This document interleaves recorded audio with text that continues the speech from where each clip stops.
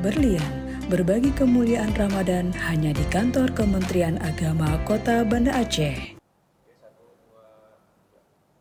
Bismillahirrahmanirrahim.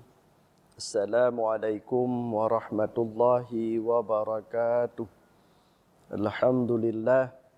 Alhamdulillahilladzi khalaqal insana fi ahsani taqwim, thumma radatnahu asfala safilin. Wassalatu wassalamu ala sayyidina Muhammadin sayyidil mursalin wa ala alihi wa sahbihi ajma'in. Qala Allah subhanahu wa ta'ala fil Qur'anil Karim, a'udzu billahi minasy syaithanir rajim. Bismillahirrahmanirrahim. Am hasibtum an tadkhulul jannah walamma ya'lamillahu alladhina jahadu minkum was-sabirin wa ya'lamas sabirin.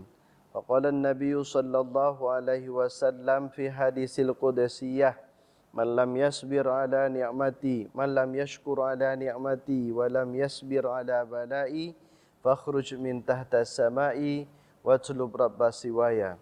Sadaqallahul azim wa sadaqa rasulun nabiyul habibul karim wa nahnu ala dhalika minasy syahidin wa syakirin, amma ba'd. Allahumma rabbi shrah li sadri wa yassir li amri wahlul 'uqdatam min lisani yafqahu qawli.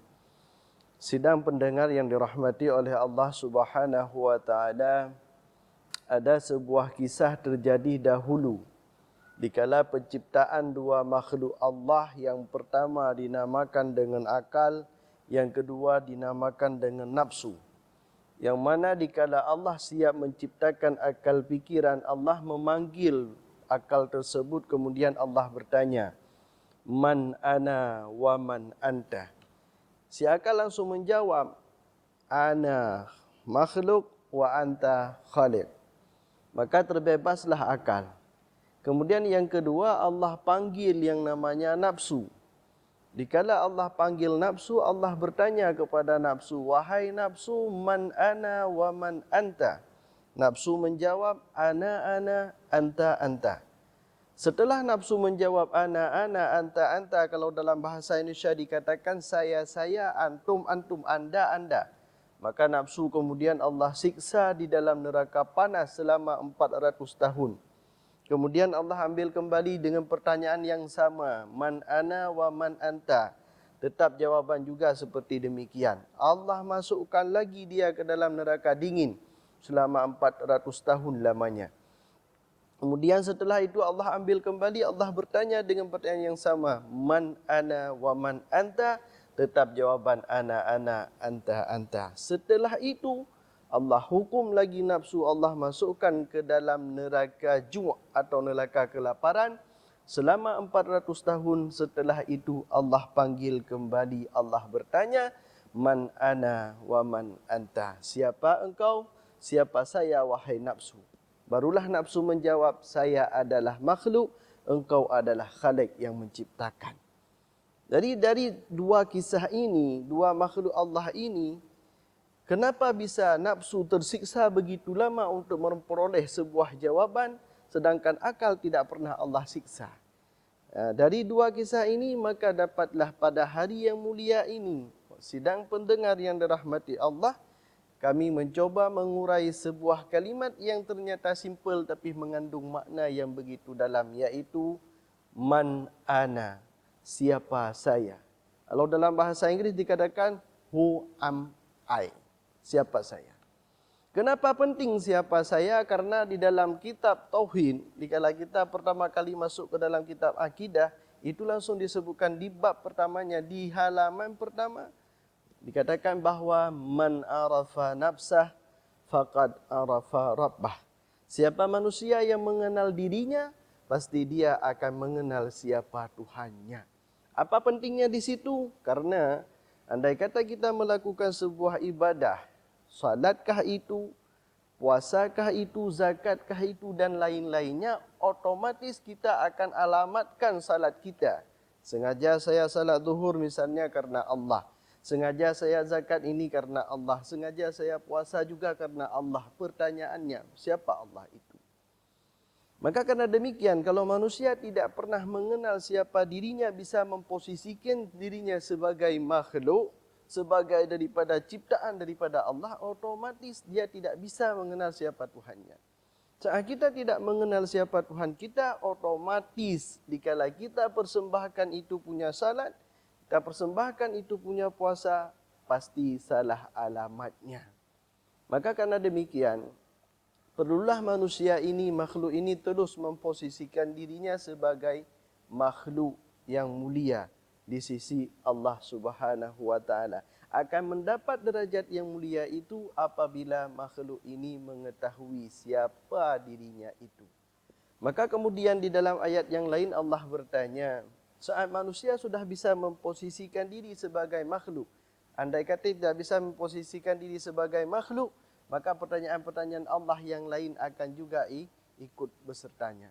Contohnya Allah bertanya di dalam surat Ali Imran, am hasibtum an tadkhulul jannah walamma ya'lamillahu alladhina jahadu minkum wa ya'lamas sabirin. Apakah kamu mengira kamu akan masuk ke dalam surga sedangkan Allah tidak pernah mencoba kamu? Salah satu cobaan Allah yang akan diberikan kepada kita, Rasulullah itu pernah setelah perang Badar membuat pengumuman kepada para sahabat, wahai sahabatku semuanya, hari ini perang telah usai. Perang yang begitu hebat telah usai. Setelah daripada ini kita akan kembali untuk melakukan perperangan yang paling besar lagi daripada ini. Yang paling dahsyat lagi daripada ini. Sehingga para sahabat terkejut, ya Rasulullah, ada perang yang lebih hebat daripada perang ini? Rasulullah menjawab, perang yang lebih hebat setelah perperangan ini adalah perang melawan hawa nafsu. Oleh karena demikian, sidang pendengar yang dirahmati oleh Allah Subhanahu wa taala, pekerjaan puasa itu memang sangat-sangat berat. Tapi Allah wajibkan puasa ini, Allah ingin melihat derajat kita sejauh mana kita mampu memposisikan diri sebagai orang yang betul-betul berjihad melawan hawa nafsu itu. Kemudian yang kedua, dikala Allah tahu mana kita orang yang mampu berjihad, Allah melihat lagi mana orang yang mampu bersabar di antara kita. Nah, di dalam surat Al-As Allah jelaskan, wal as, demi masa kita manusia itu semua pada keadaan rugi, kecuali orang-orang yang beriman, orang yang beramal saleh. Yang terakhir, watawasau bil haq watawasau bis sabr. Orang yang selalu berwasiat dengan hak, juga orang yang berwasiat dalam kesabaran. Di dalam tafsir Jalalain disebutkan, yang berwasiat dengan kesabaran, sabar di atas taat, juga sabar daripada maksiat. Kalau dua kesabaran ini tidak mampu kita lakukan, takut-takutnya dikala Rasulullah pernah mengungkapkan di dalam hadis kudusinya yang berbunyi, man lam yashkur ala ni'mati wa lam yasbir ala balai fakhruj min tahta samai. Siapa saja yang tidak mampu bersyukur di atas nikmatku, tidak mampu bersabar di atas cobaanku, maka keluarlah dia daripada bumiku. Oleh karena demikian, kalau kita mampu memposisikan diri sebagai man ana, siapa saya, kita mampu memposisikan diri sebagai makhluk, otomatis am hasibtum an tadkhulul jannah, itu pasti kita jawab.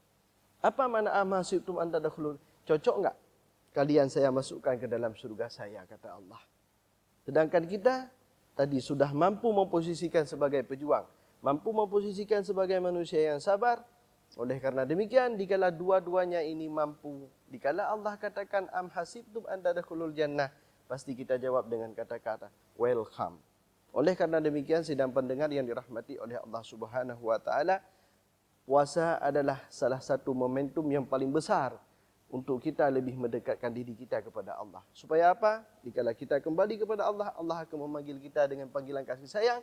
Ya ayyatuhan nafsul mutmainnah, irji'i ila rabbiki radiyatan mardiyah, fadkhuli fi ibadi wadkhuli jannati.